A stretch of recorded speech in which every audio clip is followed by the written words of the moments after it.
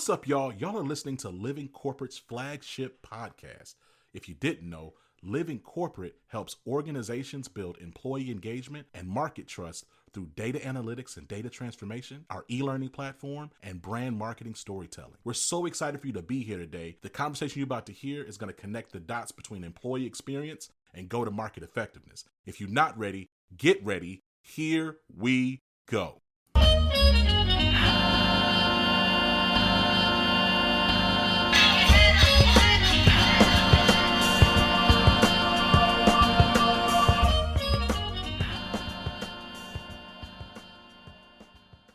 Happy Black History Month.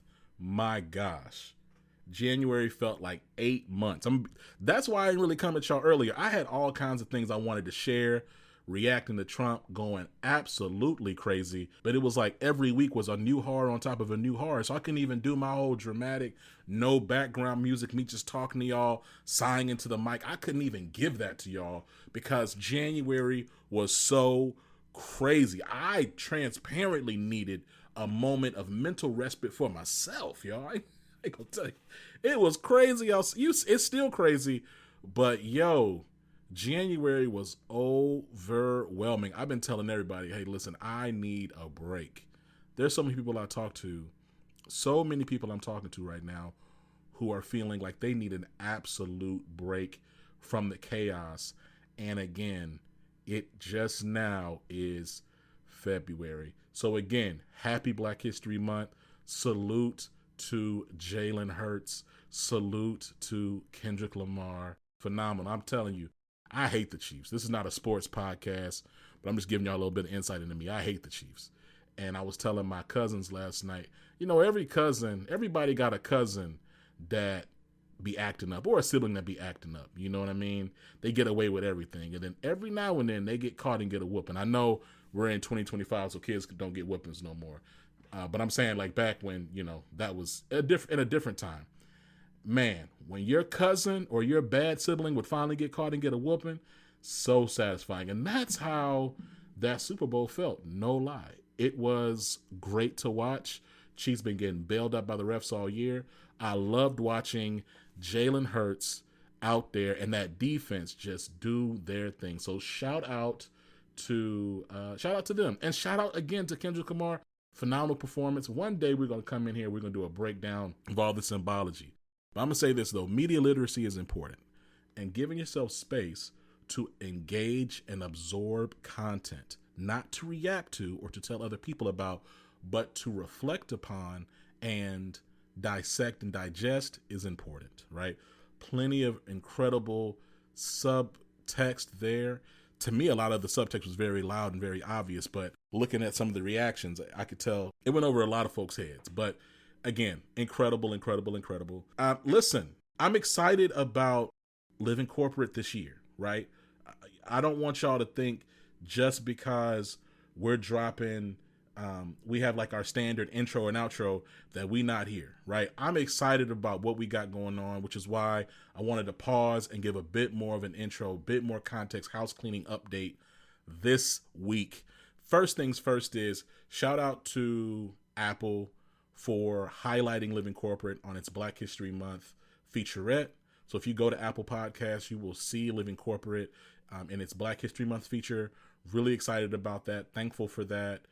Excited about the company that we're in, and I'm excited about the conversation that we've already been releasing this year, right? So if you notice, we actually had an interview with Dr. Derek Black, who is a professor at the University of South Carolina, teaches constitutional law and the intersection of constitutional law and public education. And so we talk about really what's happening right now, which is Trump's efforts to disband the Department of Education and the reality of that, or the likelihood of that. And so excited about the types of discussions we're bringing this year. We're going to have other folks later who are scholars and researchers from the National Institute of Health. We're going to have some other professors and educators, and we're going to have other civil and public servants. We're going to continue to have executives and activists and entrepreneurs. We're going to continue doing what we're doing. And all of it's going to be at the intersection of experience, okay?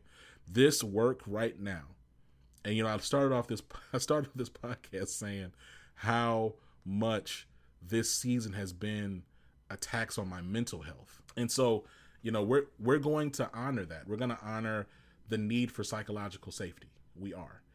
Speaking of just like this moment and other things that I'm excited about with Living Corporate, I'm excited about the fact that we have a relationship, that we've landed a multi-year agreement and partnership with Intuit. Intuit, the same people that have TurboTax and Credit Karma. They had Mint once upon a time. I miss Mint, but that's another conversation for another time. You know what I'm saying? They got Credit Karma. Credit Karma is cool. I appreciate Credit Karma. This is not an ad, but this is a partnership, and I'm excited. I'm excited about what that means. And so, for context, Living Corporate, yes, you've heard us have kind of like our like planted ads here and there. We've tried some different things. Ultimately, though, I don't really want Living Corporate to be this really ad-filled experience. I don't really want y'all to have to listen through 30, 90-second ads just to engage in the content that we create. I really take pride in the frank, honest, candid discussions we have. I don't want there to be logos on top of that. I just don't, okay? And so, ultimately, ideally, I like, and Living Corporate likes, to partner with organizations that are committed to driving fair employee experiences and fair customer experiences. And so that's what we've had brands on in the past, like Pfizer and Amazon Web Services and Accenture and Capgemini, and, you know, the list goes on and on and on and on and on. Textio and Amplify Credit Union and, you know, Fama. Shout out to Fama. Shout out to McCole. Gang, gang. We like to have them on and promote their leadership, promote their stories, and talk about why they're doing the work that they're doing, and why their organization is a choice place to work, and why their organization is a choice place to do business. And so it's more in those passive types of marketing partnerships that we really like to expand and grow. And I'm excited about the relationship that we've established with Intuit. You're going to hear from time to time, you're going to see leaders that are going to be featured from Intuit on Living Corporate, specifically Intuit's Toronto office. And so our hope and expectation is that you check them out, that you listen to them, you hear their stories, and that you learn a little bit more. Because guess what? I know this market is tough, but Intuit is actually growing, and their Toronto office is aggressively looking to expand their talent. So if you're listening to this and you're looking for a job, I know there's a lot of people who listen to Living Corporate are looking for opportunities. Even if you might be blessed enough to have a job right now, you may be looking for your next thing. You might be looking for your next thing in a new location. Listen, the Toronto office, that is a fire location. And I'm going to tell you something. The people at Intuit, really dope culture, dope place to be. So again, I'm excited. I'm excited about the conversations that we're having. I'm excited about the partnerships that we continue to nurture and build. And you know what? I'm excited about where Living Corporate continues to go, right? So for those who don't know, Living Corporate is not just a singular podcast. I know I say this at the front. I say at the front of every podcast just in case, because people just need to know. But we also offer data analytics and data transformation services. And I'm really excited about the work we've been able to do this past year and then early already this year with Capgemini, which is a global consulting firm, able to take in all of their open text survey responses. I'm talking tens of thousands of responses, analyze them for insight. I mean, we're doing that work across the board. We're doing that work with global consulting firms. We're doing operational and workforce planning with other global accounting firms. We're doing all sorts of employee measurement analysis and things of that nature with global customer experience firms and call centers. So we're doing the work that I believe is going to head the future of work, which is really data transformation, data analytics, and insights, right? I still and firmly believe that brand storytelling will always be a part of who we are. And I'm thankful for our relationships that we have in that work. And I continue to be excited about the work that we're doing with the data analytics. I'm also excited about our e-learning platform and the work that we're able to do there, right?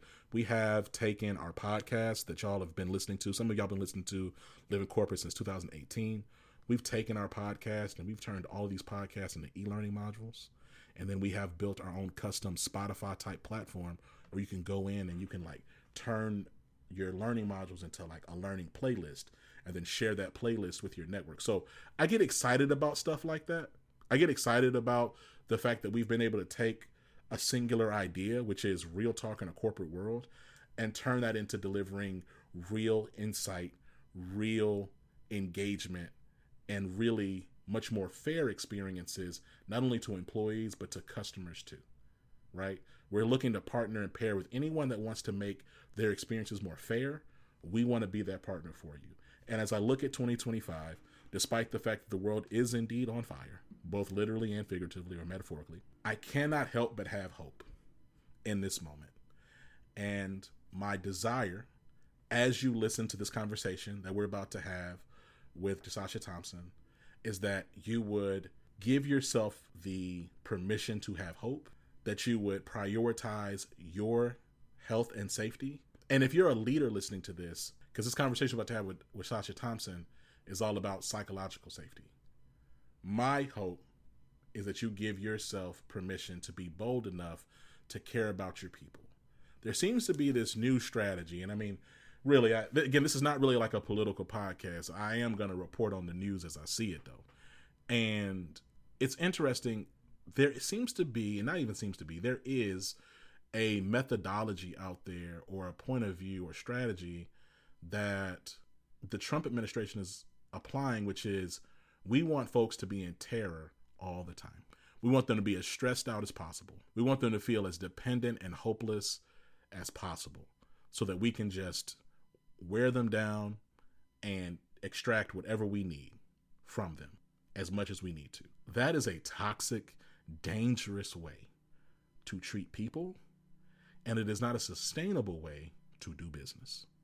And you can call it what you want. If you want to call it DEI, which is oftentimes at this point just code and language for Black and queer and women folks making me feel uncomfortable, call it that. But I'm telling you something. If people don't think that you care about them, if people feel very nakedly that you do not care about their well-being, you will not get a good return. In fact, you might just go ahead and prepare for a negative return. And that negative return can come in various degrees. Negative don't got to mean that they just doing bad work for you. Negative might mean that you get harm coming your way. Be careful with how you treat people. And I don't care what the talking heads say. I don't. Because people will always matter. And you can say you're conservative or you're leftist or you're liberal or you're anarcho-capitalist, whatever. Ultimately, human beings who are treated poorly do not perform well. And human beings who are treated poorly too long will make different decisions about how they're being treated and what they're going to do about it. So keep it in mind. Keep it in mind. For the worker, prioritize your mental health and make sure that you're seeking places that are psychologically safe. And again, this conversation we're about to listen to, we'll get into that. And for the executive leader owner class, put self-guardrails on what it looks like to extract labor from folks. And if your goal is to terrorize, don't be surprised if that turns back on you. I'm serious. All right. All right. Next thing you're going to hear is a conversation with me and Sacha. Again, God bless. Look forward to talking to you soon. Sacha Thompson. How you doing? I'm doing well, Zach. How are you? You know what? I'm doing well. We're recording this towards the end of the year, but we're going to release this, later. And I'm excited about the fact that we're finally able to sit down. Let's talk a little bit about, I don't even know where to start. I think about the fact that when we first connected, you were working at a global technology organization. Yes. And you were also really passionate about diversity, equity, and inclusion, building your own thing. Since then, you've pivoted, right? Full-time entrepreneur. You're doing your thing. Let's talk about that. And the reason I want to start there is because I think there's like this. So you see all these headlines of, and it's positioned as a positive, and I'm not saying it isn't positive. Mm-hmm. But like this idea of like Black women are like the highest growing entrepreneurial group in America, right? And it's like, yeah, That's true. Like However, the right, like the culture or the context around that yeah, is not like it's right. It's not like black women are like not like most black women or all black women are exiting corporate America and becoming Steve Jobs. A lot of black women are exiting corporate America and just trying to figure out ways that they can survive and yeah. maintain some semblance of peace. Right. Yeah, and that's exactly what happened. Like you said, when you and I first connected, oh my gosh, I don't even know how many years ago, at least 6 or 7 years ago at this point. Goodness. I was in that corporate job. I was doing something, bringing in more black and brown and underrepresented folks into tech as a career path, right? Not even Mm-hmm. recruiting. It was, this is a path for you, right? Be it Scrum Master, whatever it is, there's a space for you in tech. And absolutely love that but it's so crazy, Zach. So I am not at home right now. I'm at my mom and my sisters in Barbados, and I flew in yesterday and went to a play. It was the last night of this play, and I ran into somebody at this play that in my last year in that tech job was one of the scholarship recipients for that tech conference that we had. Wow. Right. So it was just like this full circle moment of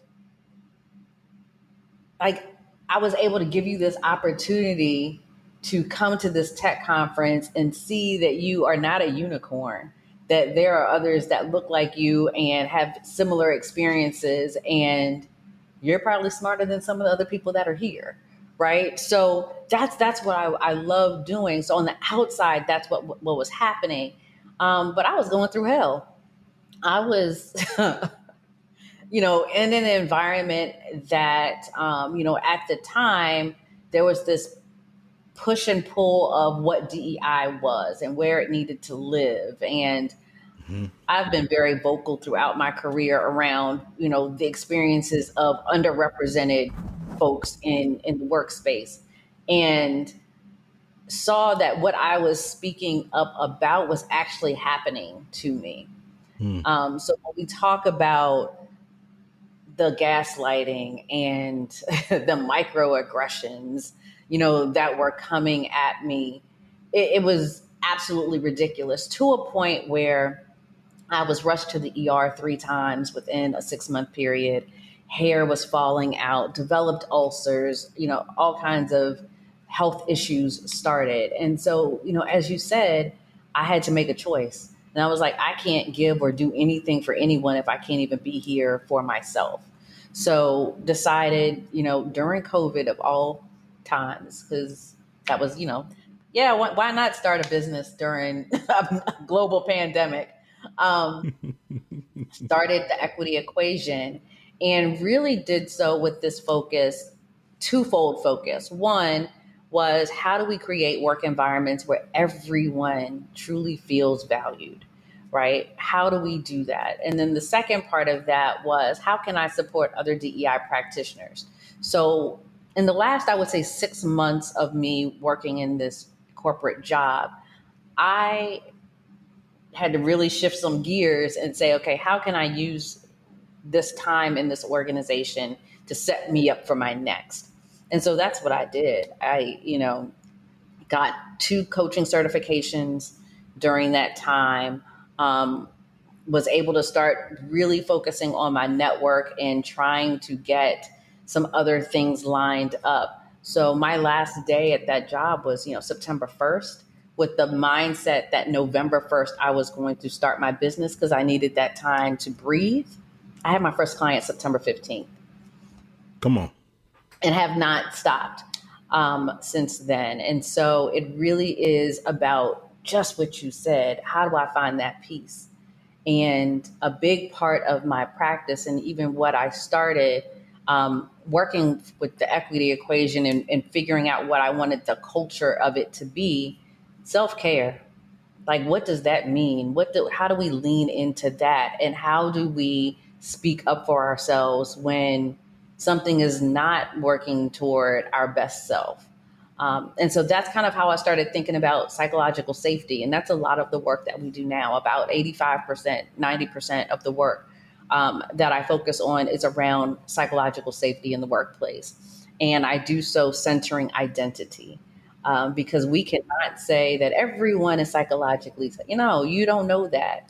And our lived experiences and how the world sees us also shapes our experiences in those spaces. And so psychological safety has really been kind of my focus point in making sure that our voices are not lost and glossed over in the process. Let's talk a little bit about it, right? Like, I mean, this I think people have used this term. There's also been like, let me back up, because there's been this season of where I believe like mental health language has been democratized, which in a lot of ways I think is really, really great, right? Because you're demystifying language that creates access. People are able to kind of speak to and name some of their own experiences in real time, which I believe is, again, I think it's a powerful thing. At the same time, I think there's also this phenomenon happening where everybody claims to be an expert and they don't know what they're talking about. Okay. So, Yeah. so let's talk about, like, I'd like for you to give some some definitions and context around what does psychological safety mean, and why is psychological safety important at the intersection of identity? Yeah. So, first of all, thank you for asking that, because I think, to your point, I tell you exactly, just right on it all the time. So many people hear these words and phrases and weaponize them to a degree. And so when I talk about psychological safety, it is the ability to be able to speak up in the work environment without fear of harm or retribution, right? And so it is contributing to the advancement of the team, the organization. And I use that caveat because this is not you going into the office and acting the fool and thinking, oh, nobody's going to say anything to me because they want psychological. No, there's still parameters around how you conduct yourself as a professional in the workplace. And so I want to make sure that that is clear. The other, piece to that, and why I do it at the intersection of identity, is, I was working with a Fortune 100 company about 2 years ago. And so one of the HR leaders said, I keep having people come to my office and say, I don't feel psychologically safe. And two things were happening. One, they couldn't identify what made them not feel psychologically safe. And two, they were the ones acting the fool. Like, they were the ones acting up. And so they were being held accountable. And because somebody was asking them to clarify or do whatever it was, they felt threatened, right? And so it's like, oh, I don't Right. feel safe. And so, like, let's clarify what this experience is. And so a lot of the work that I do now is, let's demystify psychological safety, right? Let's talk about what people experience every single day. Because what I see is a lack of trust. Like, oh, I don't trust my manager. I don't trust the leaders. I don't trust what the organization says, because there's not alignment between actions and words, right? There's a lack of communication. There's a lack of transparency. There's a lack of feeling valued. Right? Are my contributions valued here? And so we look at all of that at the intersection of identity. Like, what are the demographics of the organization? Because now what happens is, I can tell you, okay, and this has happened with one of my clients, right? Your Latino men over the age of 55 are living their best life. Their psychological safety is through the roof. Who's struggling over here are your white men in their 20s, right? You could be much more prescriptive with how you deal with that versus saying, oh, we just need to do something around gender, right? We need to do a program or an event for women. And not saying that those things aren't there, but now when you have the data to support it, Right. now you can be much more prescriptive in what you do. And you can look at, okay, is this something happening across the organization? Is this happening within a particular group? Is this happening within a particular department under a specific manager?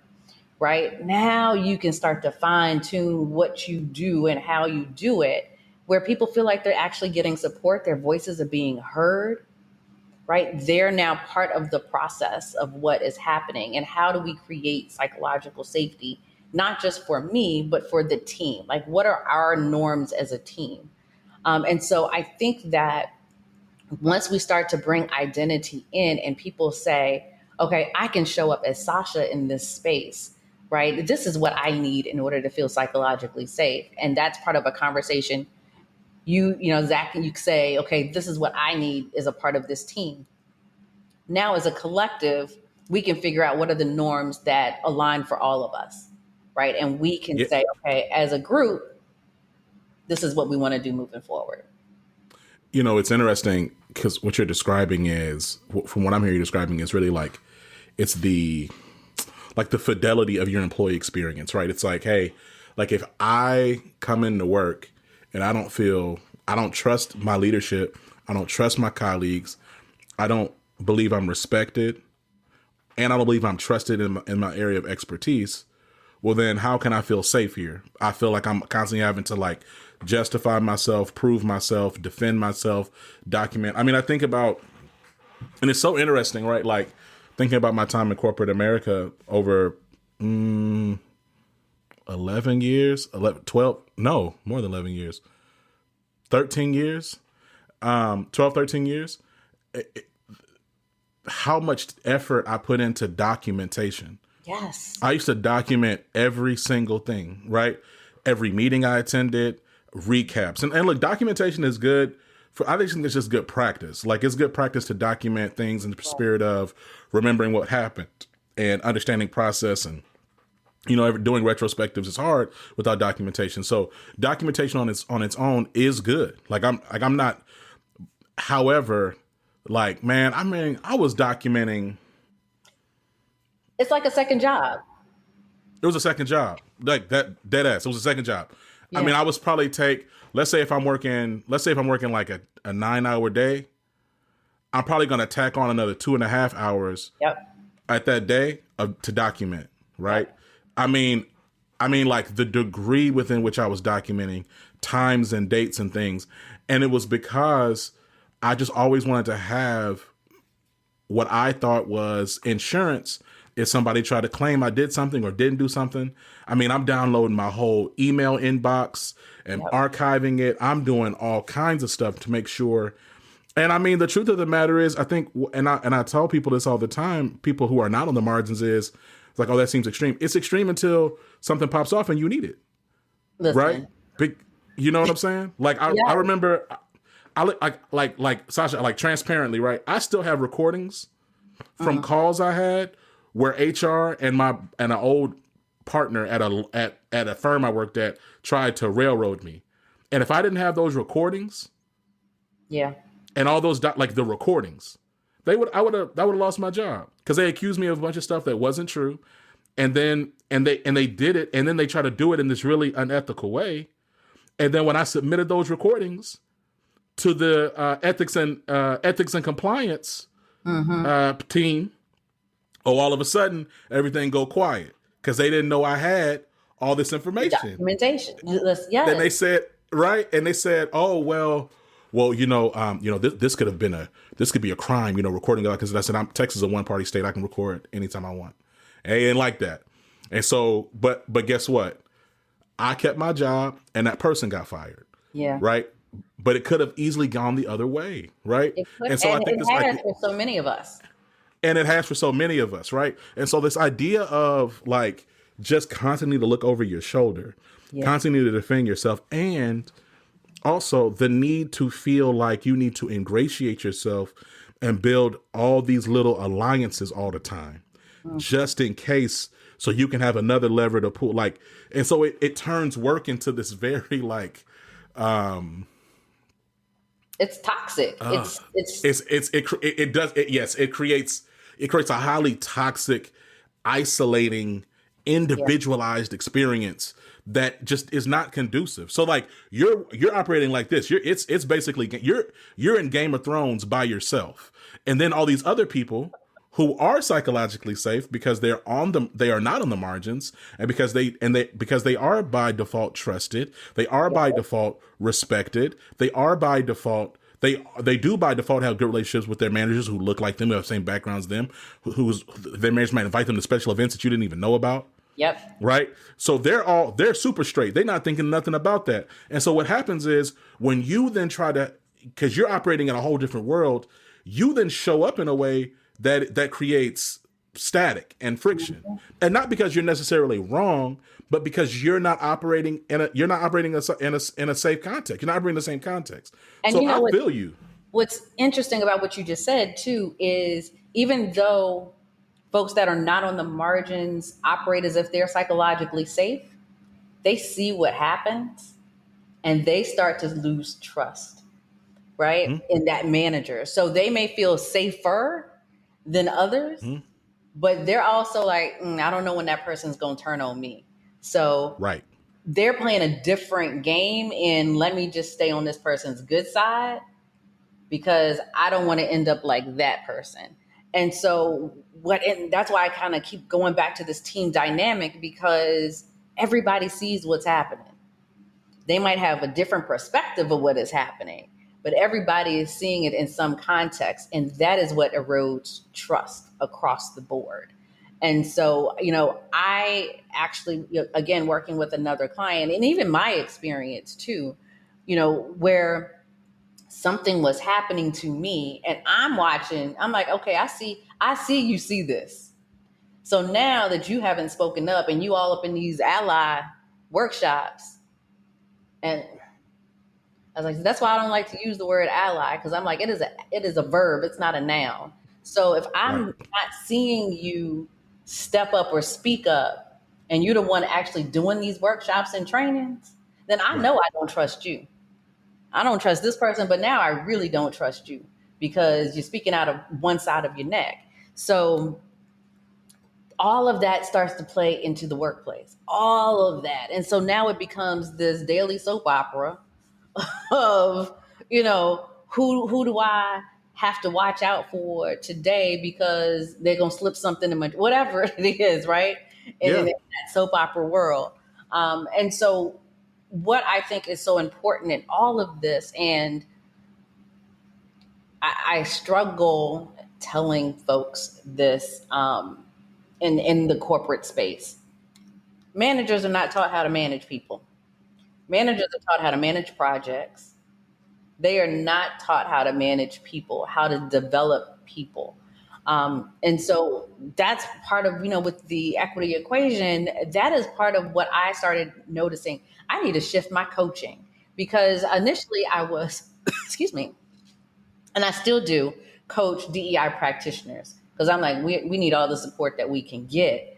But For sure. if I can coach leaders on how to create environments of psychological safety, then I'm not being called in, or I can push back a little when you send me all your marginalized folks because they're the problem. Because they're not. Yeah, they're not. What's so interesting, I think, you said something about data too. I want to talk about that, but before that, just the last piece you said.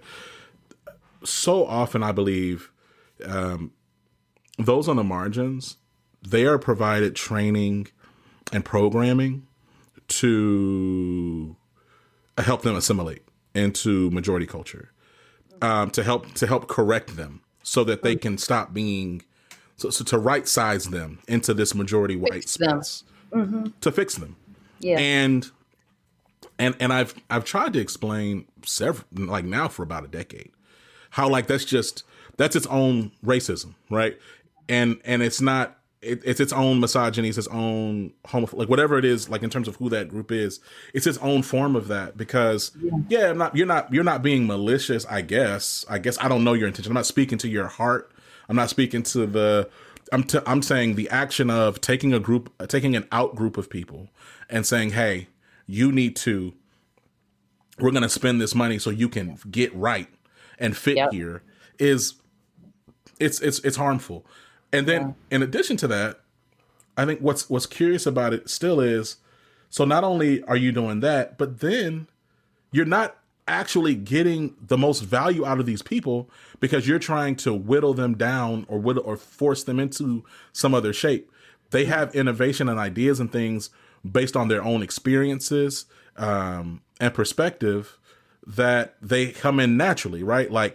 Because what do people always? Oh yeah, diversity of thought. So they actually have their own diverse thoughts that they're actually bringing to the table. But when you try to force fit them into places, well, you lose that, and so therein you lose your advantage, which how you could be better shaping and improving your own internal culture, but also how you could help drive better customer experience. But something you said earlier though about this data piece, right? Is like I want to talk a little bit about the future of diversity, equity, and inclusion. I've been asking everybody about this, especially in light of this new administration. But I think, frankly, I think some of that is being overblown in that a lot of the things that we're seeing around the quote unquote pushback to DEI has been happening before Trump was elected. So like, I'd like to get your perspective on the role that you believe data will play in this next iteration of equity work, employee experience work, HR work. I'd love to hear your thoughts there. Yeah, I mean, data has always been a central point in this work. I just think that many organizations that were doing this superficially they weren't doing the data. They weren't collecting the right data, right? You're collecting butts and seats. Okay. That's not necessarily the right data to be collecting. How are you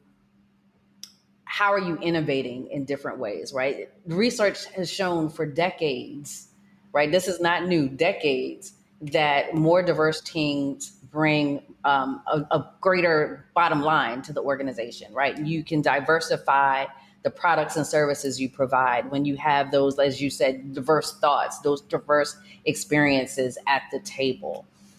You can actually start to see what is going to happen. So I think what we're going to see in the next few years is this, and I've always phrased it this way, right? DEI needs to be part of the organization's DNA. It should not be a separate and apart. It should be ingrained in every single thing that the organization does. And I'm like, how does this show up in accounting? How does this show up in marketing? How does this show up in product and design? Whatever it is that the organization does, there should be some aspect of diversity, equity, and inclusion. And I think where a lot of organizations messed up was putting it in HR. My background was not in HR. Like I said, worked in this corporate role. I was in marketing. And so when we went through a reorg and I was put in HR because the thought process was DEI only needs to come out of HR. And I'm like, well, no, DEI dies when it goes to HR because it goes beyond just recruiting and retention, right? How are you looking at this from a product development standpoint? Who are your customers? Who are your clients? How are you impacting the industry from a DEI perspective and lens? And so I think moving forward, we'll start to see more of that integration happening. I think we'll see the letters DEI fading away. I was, again, talking to one of my clients on Friday, and, they were saying belonging is the phrase and term that they're using. And I'm just like, you know what? It doesn't matter what you call it, what the letters are. The work is going to continue regardless. And so I think you're going to see this time period of people testing out different phrases and words, what's going to stick, what's not going to stick, what's going to cause red flags. But at the same time, I'm also seeing, just as we're seeing all these big announcements of companies rolling back their DEI strategies, which I think Walmart was the last big one to come out. And then they've come out with these commercials lately, but that's a whole other conversation. Didn't they had my people from was it Love Jones? They had Love Jones, but I saw one with Busta Rhymes the other day, and I was just like, "Oh, really?" I did see one with Busta Rhymes. Yeah, I said, "Come on, man. Come on, man." I was like, "No, we ain't drinking the Kool-Aid. No, come on, no. Come on, Bus. No, get your bread, I guess, but come on, man, that's crazy." And right. It's like, but this, and I'm in agreement with you. I'm not gonna chase the shiny thing about talking about Busta Rhymes' Walmart commercial. It's like, what is going on? Right. It was super fun. I was like, this is, I don't know. And I It's saw that like the commercial here. equivalent.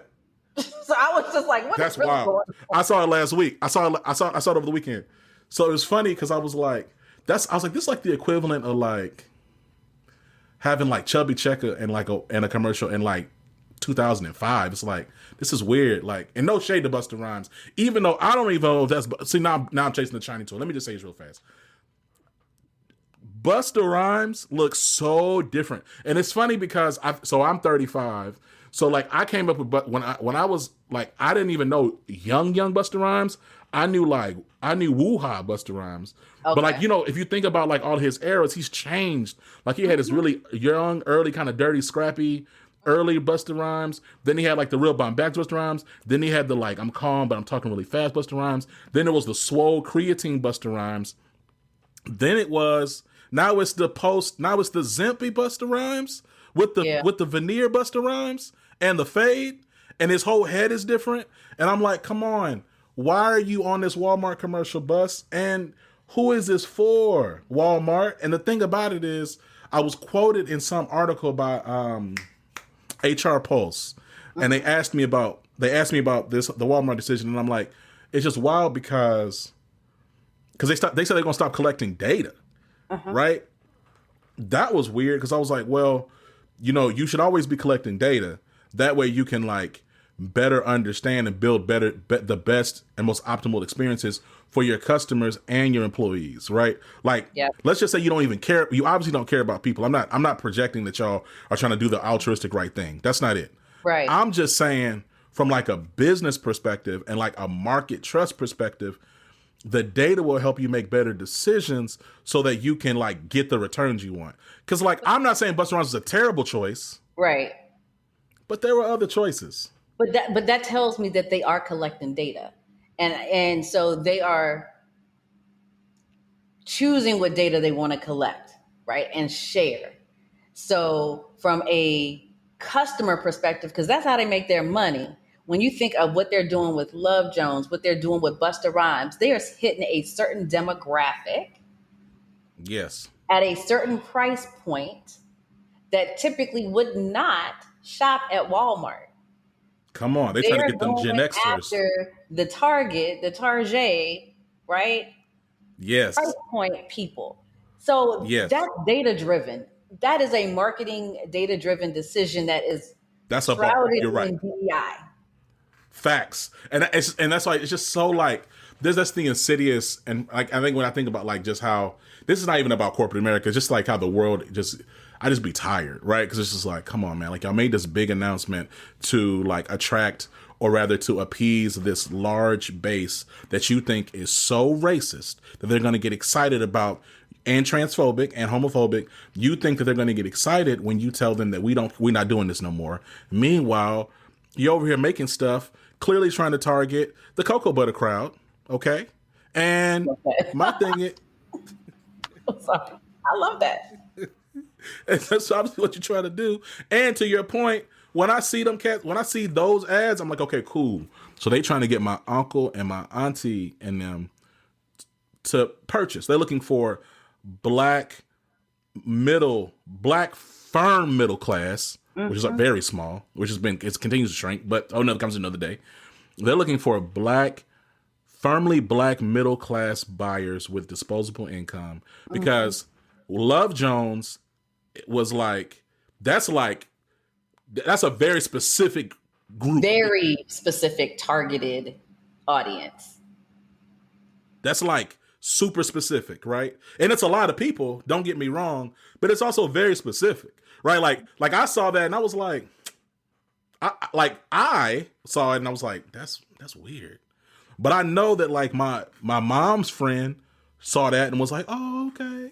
Right?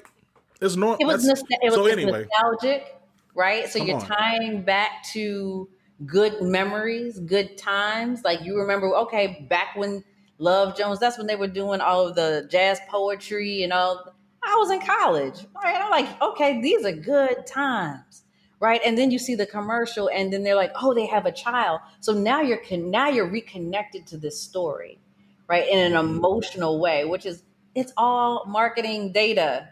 Like, Mm-hmm. so for them to say they're not collecting data, I was just like, whatever, right? This is the same company that tried to trademark Juneteenth.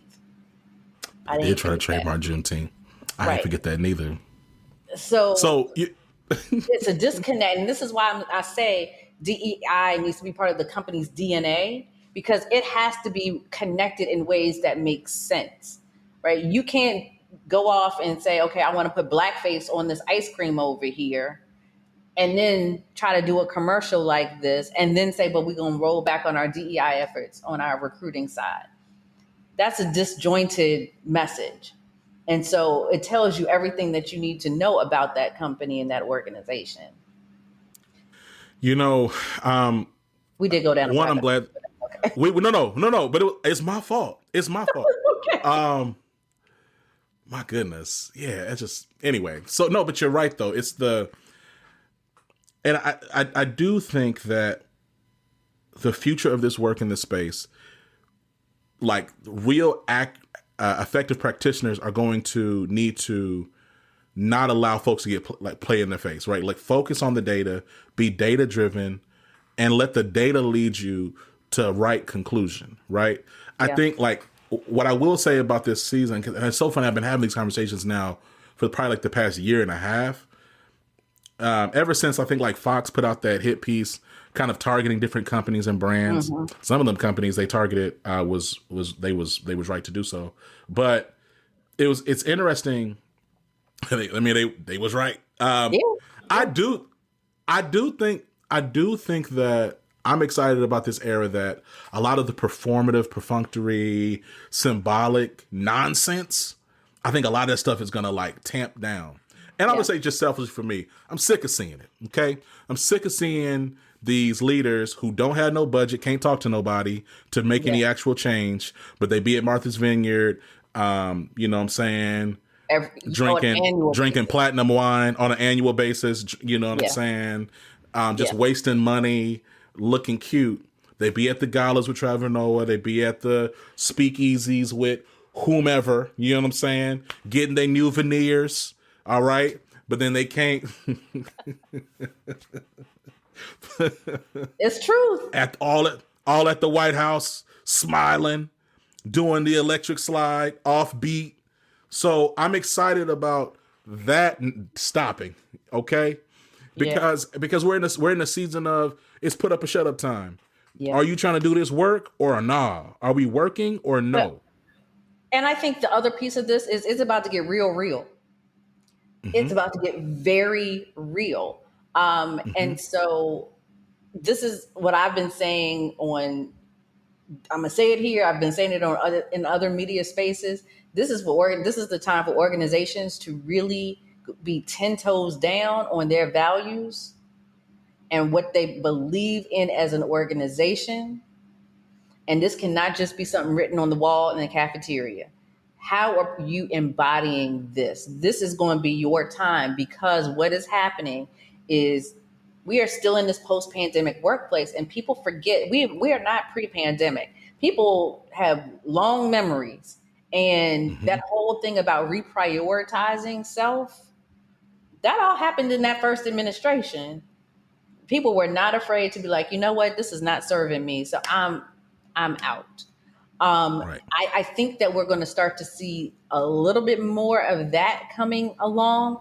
I think we're also going to see, and again, I hate this part of it, communities that are marginalized, especially those that might have immigrant populations, right? Psych safety is going to be shot, right? And that's not having to do with the workplace. That's just your life. And so with The COVID world. is there is no work life balance. Like, it is all life.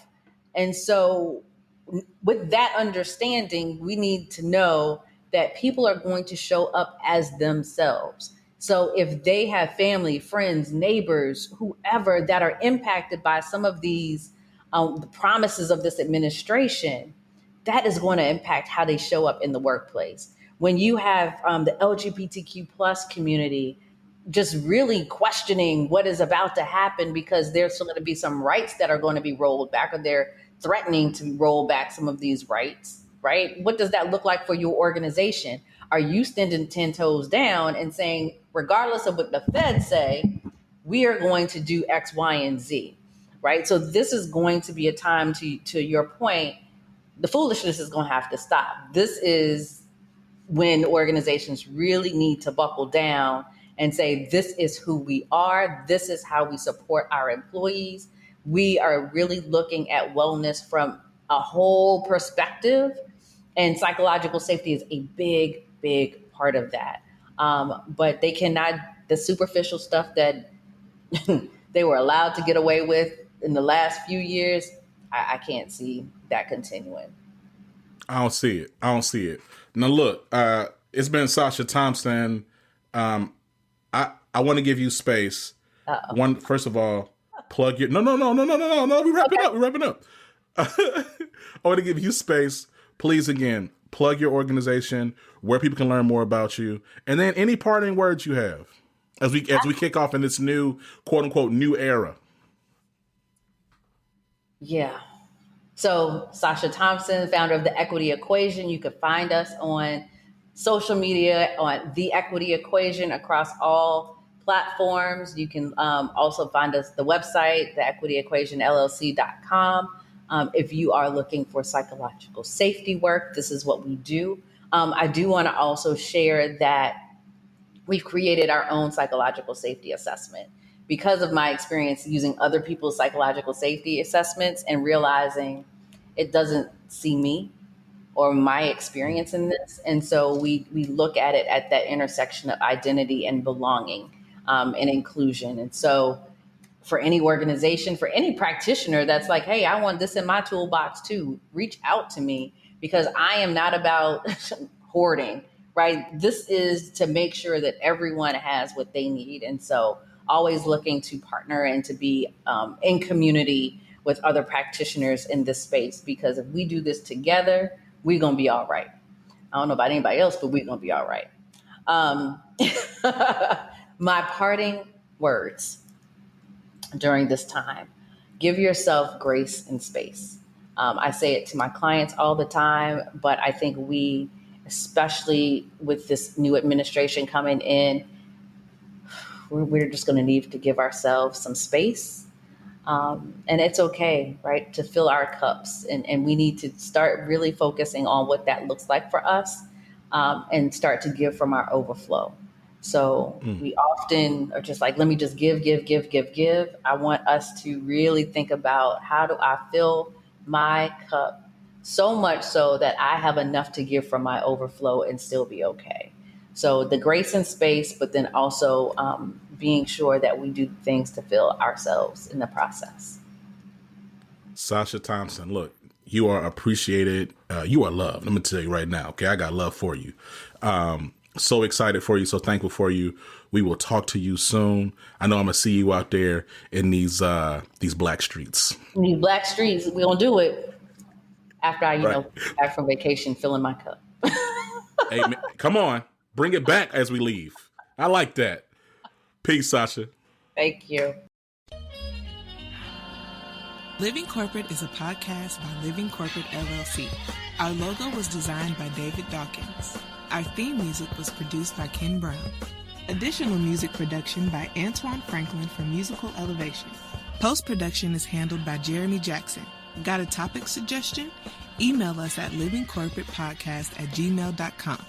You can find us online on Twitter, Facebook, Instagram, and living-corporate.com. Thanks for listening. Stay tuned.